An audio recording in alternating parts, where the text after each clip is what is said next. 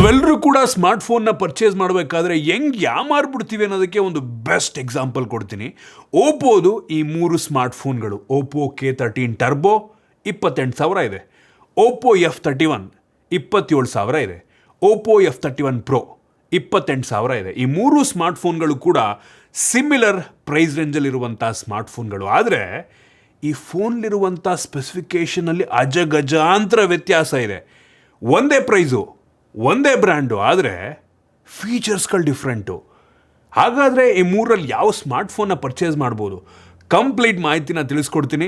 Hi, ನಾನು Sandeep from tech in Kannada. ಈ video ಶುರು ಮಾಡೋದಕ್ಕಿಂತ ಮುಂಚೆ ನೀವಿನ್ನೂ ನಮ್ಮ tech in Kannada YouTube channel subscribe ಮಾಡ್ಕೊಂಡಿಲ್ಲ ಅಂದರೆ ಈಗಲೇ ಸಬ್ಸ್ಕ್ರೈಬ್ ಮಾಡ್ಕೊಳ್ಳಿ ಮತ್ತು ಬೆಲ್ ಐಕಾನ್ ಕೂಡ ಕ್ಲಿಕ್ ಮಾಡ್ಬೋದು.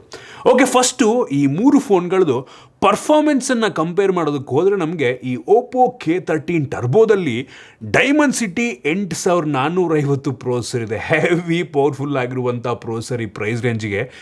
ಈ ಪ್ರೈಸ್ ರೇಂಜಿಗೆ one of the best smartphone ಅಂತ ಬೇಕಾದರೂ ಅನ್ಬೋದು. ನಾವು ಒಂದು ಬೆಂಚ್ ಮಾರ್ಕನ್ನು ಚೆಕ್ ಮಾಡಿದ್ರೆ ಈ ಫೋನಲ್ಲಿ ಹತ್ತತ್ರ 16 ಲಕ್ಷ ತನಕ ಸ್ಕೋರ್ನ ಕೊಡುತ್ತೆ. ಆದರೆ ಈ ಓಪೋ F31ನಲ್ಲಿ ನಮಗೆ ಬರೀ ಡೈಮಂಡ್ಸಿಟಿ 6300 ಪ್ರೋಸೆಸರ್. ಈ ಪ್ರೈಸ್ ರೇಂಜಿಗೆ ಹೆವಿ ಕಡಿಮೆ ಆಯಿತು, ಆಯಿತಾ. ಅಂಥದ್ದು ಸ್ಕೋರ್ ಏನೊಂದು 6 ಲಕ್ಷ ಕೊಟ್ಟರೆ ದೊಡ್ಡ ವಿಷಯ. ಇನ್ನು ಓಪೋ F31 Pro ಕೂಡ ಅಷ್ಟೇ, ಡೈಮಂಡ್ಸಿಟಿ 7300 ಪ್ರೋಸೆಸರ್ ಇದೆ. ಈ ಒಂದು ಪ್ರೋಸೆಸರ್ ಅಂಥದ್ದು ಸ್ಕೋರ್ ಹತ್ತತ್ರ 7-8 ಲಕ್ಷ ಕೊಡಬಹುದು, ಆಯಿತಾ. ಪರ್ಫಾರ್ಮೆನ್ಸ್ನಲ್ಲಿ ಭೂಮಿ ಆಕಾಶದ ಡಿಫ್ರೆನ್ಸ್ ಇದೆ. ಪ್ರೈಸ್ ಒಂದೇ, ಆದರೆ ಪರ್ಫಾರ್ಮೆನ್ಸ್ ಯೋಚನೆ ಮಾಡಿ. ಓಪೋ K13 ಟರ್ಬೋದಲ್ಲಿ ಹೆವಿ ಪವರ್ಫುಲ್ ಆಗಿರುವಂಥ ಪ್ರೊಸೆಸರ್ ನಮಗೆ ಸಿಗುತ್ತೆ. ಇದರ ಜೊತೆಗೆ ತುಂಬ ದೊಡ್ಡ ವೇಪರ್ ಚೇಂಬರ್ ಕೂಡ ಇದೆ, 7000 mm². ಅಷ್ಟೇ ಅಲ್ಲ, ಕೂಲಿಂಗ್ ಫ್ಯಾನ್ ಕೂಡ ಇದೆ. ಈ ಪ್ರೈಸ್ ರೇಂಜಿಗೆ ನಂಗೆ ಅನ್ನಿಸ್ದಂಗೆ ಬೇರೆ ಯಾವ ಬ್ರ್ಯಾಂಡು ಕೂಡ ಕೂಲಿಂಗ್ ಫ್ಯಾನ್ನ ಕೊಡೋದಿಲ್ಲ. ಈ ಪ್ರೈಸ್ ರೇಂಜಿಗೆ ಪರ್ಫಾರ್ಮೆನ್ಸ್ನಲ್ಲಿ Oppo K13 turbo next level ಇದೆ.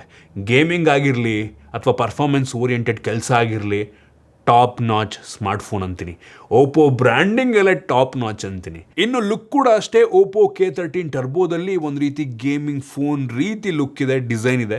RGB ಟರ್ಬೋ ಡಿಸೈನ್ ಅಂತ ಕರೀತಾರೆ. ನೋಡೋಕ್ಕೂ ಕೂಡ ಕಂಪ್ಯಾರಿಟಿವ್ಲಿ ಚೆನ್ನಾಗಿದೆ. ಇನ್ನು ಡಿಸ್ಪ್ಲೇಗೆ ಬಂತು ಅಂದರೆ ಈ 3ರಲ್ಲೂ ಕೂಡ ಅಮೋಲೆಡ್ ಡಿಸ್ಪ್ಲೇ ಇದೆ.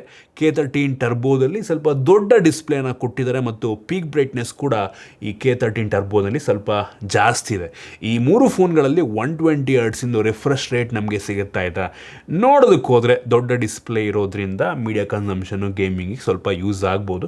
ಬಿಸಿಲಲ್ಲಿ ಸ್ವಲ್ಪ ಜಾಸ್ತಿ ಬ್ರೈಟಾಗಿ ಕಾಣಬಹುದು. ಇದರಲ್ಲೂ ಕೂಡ ಸ್ವಲ್ಪ ಜಾಸ್ತಿ ಪಾಯಿಂಟನ್ನು K13 ಟರ್ಬೋನೇ ಪಡ್ಕೊಳ್ಳುತ್ತೆ. ಇನ್ನು ಬ್ಯಾಟ್ರಿಗೆ ಬಂತು ಅಂತ ಅಂದರೆ ಸರ್ಪ್ರೈಸಿಂಗ್ಲಿ ಈ 3 ಫೋನ್ಗಳಲ್ಲಿ 7000 mAh ಕೆಪಾಸಿಟಿ ಬ್ಯಾಟ್ರಿ ಇದೆ ಮತ್ತು 3 ಫೋನ್ಗಳಲ್ಲಿ 80 ವ್ಯಾಟಿಂದು ಸೂಪರ್ ಹುಕ್ ಚಾರ್ಜಿಂಗನ್ನು ಸಪೋರ್ಟ್ ಮಾಡುತ್ತೆ. ಸೊ 3 ಕೂಡ ಆಲ್ಮೋಸ್ಟ್ ಈಕ್ವಲ್ ಪಾಯಿಂಟನ್ನು ಪಡ್ಕೋತವೆ ಅಂತ ಅನ್ಬೋದು. ಇನ್ನು ಕ್ಯಾಮ್ರಾಗೆ ಬಂತು ಅಂತ ಅಂದರೆ ಇದು ಕೂಡ ಸರ್ಪ್ರೈಸಿಂಗ್ಲಿ 3 ಫೋನ್ಗಳಲ್ಲಿ 50 MP ಮೈನ್ ಸೆನ್ಸಾರ್ ಇದೆ, ಆಯಿತಾ. ಸೊ ನಾನು ಚೆಕ್ ಮಾಡ್ದಂಗೆ ಪರ್ಸ್ನಲಿ ಈ 3 ಫೋನ್ಗಳಲ್ಲಿ ಕ್ಯಾಮ್ರಾದಲ್ಲಿ ತುಂಬ ಮೇಜರ್ ಡಿಫ್ರೆನ್ಸ್ ಏನೂ ಇಲ್ಲ, ಆಯಿತಾ. ರೇರ್ ಕ್ಯಾಮ್ರಾ 3 ಕೂಡ ಸಿಮಿಲರ್ ಫೋಟೋಸನ್ನು ಪ್ರೊಡ್ಯೂಸ್ ಮಾಡುತ್ತೆ. ಬಟ್ ಫ್ರಂಟ್ ಕ್ಯಾಮ್ರಾ ಈ ಓಪೋ F31 ಪ್ರೋದು ಸ್ವಲ್ಪ ಮೆಗಾ ಪಿಕ್ಸೆಲು ಜಾಸ್ತಿ ಇರೋದ್ರಿಂದ ಸ್ವಲ್ಪ ರೆಸೊಲ್ಯೂಷನ್ ಸ್ವಲ್ಪ ಚೆನ್ನಾಗಿ ಬರುತ್ತೆ. ಒಟ್ಟಿನಲ್ಲಿ ನೋಡೋಕ್ಕೆ 3 ಕೂಡ ಮೇಕಪ್ ಹಾಕಿ ಚೆನ್ನಾಗಿ ಕಾಣೋ ರೀತಿ ಔಟ್ಪುಟ್ಟನ್ನು ಕೊಡುತ್ತೆ. ಇದನ್ನು ಬಿಟ್ಟರೆ ನಮಗೆ ಈ K13 ಟರ್ಬೋನಲ್ಲಿ NFC ಇದೆ, ಆಯಿತಾ. ಉಳಿದ 2 ಫೋನ್ಗಳಲ್ಲಿ NFC ಸಿಗ್ತಾ ಇಲ್ಲ. ಇನ್ನು ಕನ್ಕ್ಲೂಷನ್ ಏನಪ್ಪ ಅಂತ ಅಂದರೆ ನೋಡಿ, ಬ್ರ್ಯಾಂಡ್ ಒಂದೇ ಆಗಿರ್ಬೋದು, ಪ್ರೈಸ್ ಒಂದೇ ಆಗಿರ್ಬೋದು, ಆದರೆ ಅದರೊಳಗಡೆ ಇರುವಂಥ ಸ್ಪೆಸಿಫಿಕೇಷನ್ಸು, ಡಿಸ್ಪ್ಲೇ ಆಗಲಿ, ಪರ್ಫಾಮೆನ್ಸ್ ಆಗಲಿ, ಇದೆಲ್ಲದನ್ನು ಕೂಡ ನೋಡಿಕೊಂಡ್ರೆ ಕಣ್ಣು ಮುಚ್ಕೊಂಡು ಈ ಓಪೋ K13 ಟರ್ಬೋನ್ ನೀವು ಪರ್ಚೇಸ್ ಮಾಡ್ಕೊಬೋದು, ಆಯಿತಾ. ತುಂಬ ಜನ ಕನ್ಫ್ಯೂಸ್ ಆಗಿಬಿಡ್ತಾರೆ. ಒಂದೇ ಬ್ರ್ಯಾಂಡು ಎಲ್ಲ ಫೋನು ಚೆನ್ನಾಗಿರ್ಬೇಕಲ್ವ, ಒಂದೇ ಪ್ರೈಸ್ಗೆ ಅಲ್ಲ. ನೀವು ತೊಗೋಬೇಕಾದ್ರೆ ಇದನ್ನೆಲ್ಲ ಯೋಚನೆ ಮಾಡಿ ತೊಗೋಬೇಕಾಗತ್ತೆ. ನೀವೇನಾದರೂ ಈ ಓಪೋ K13 ಟರ್ಬೋನ ಪರ್ಚೇಸ್ ಮಾಡಬೇಕು ಅಂತ ಯೋಚನೆ ಮಾಡ್ತಾ ಇದ್ರೆ ಇನ್ನು ಕೆಲವು ದಿನಗಳಲ್ಲಿ ಫ್ಲಿಪ್ಕಾರ್ಟಲ್ಲಿ ಫ್ರೀಡಮ್ ಸೇಲ್ ಶುರುವಾಗ್ತಾ ಇದೆ. ಇತ್ತೀಚೆಗಂತೂ ನಿಮ್ಮೆಲ್ಲರಿಗೂ ಗೊತ್ತಿರೋ ಹಾಗೆ ಸ್ಮಾರ್ಟ್ ಫೋನ್ಗಳ ಬೆಲೆ ಹೆವಿ ಜಾಸ್ತಿ ಆಗ್ತಾ ಇದೆ. ಸೊ ತಗೊಂಡ್ರೆ ಈ ಸೇಲ್ ಟೈಮಲ್ಲಿ ತೊಗೊಂಡ್ರೆ ತುಂಬ ಒಳ್ಳೆಯದು, ಸ್ವಲ್ಪ ಕಡಿಮೆ ದುಡ್ಡಿಗೆ ಸಿಕ್ಬಿಡುತ್ತೆ. ಫ್ರೀಡಮ್ ಸೇಲ್ ಆಗಸ್ಟ್ 7ನೇ ತಾರೀಕಿಂದ 16ನೇ ತಾರೀಕು ತನಕ ಶುರುವಾಗ್ತಾ ಇದೆ. ಅರ್ಲಿ ಆಕ್ಸೆಸ್ 7ನೇ ತಾರೀಕಿನ ಶುರುವಾಗುತ್ತೆ, ಆಯಿತಾ.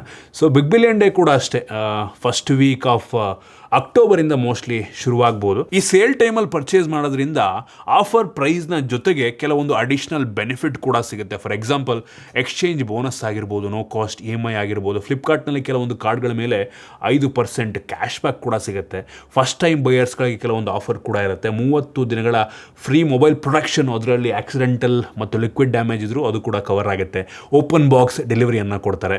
48 ಗಂಟೆಗಳ ರೆಸಲ್ಯೂಷನ್ ಗ್ಯಾರಂಟಿಯನ್ನು ಕೊಡ್ತಾರೆ. ಈ ರೀತಿ ಅನೇಕ ಅಡ್ವಾಂಟೇಜಸ್ ನಮಗೆ ಈ ಸೇಲ್ ಟೈಮಲ್ಲಿ ಸಿಗುತ್ತೆ ಆಯಿತಾ.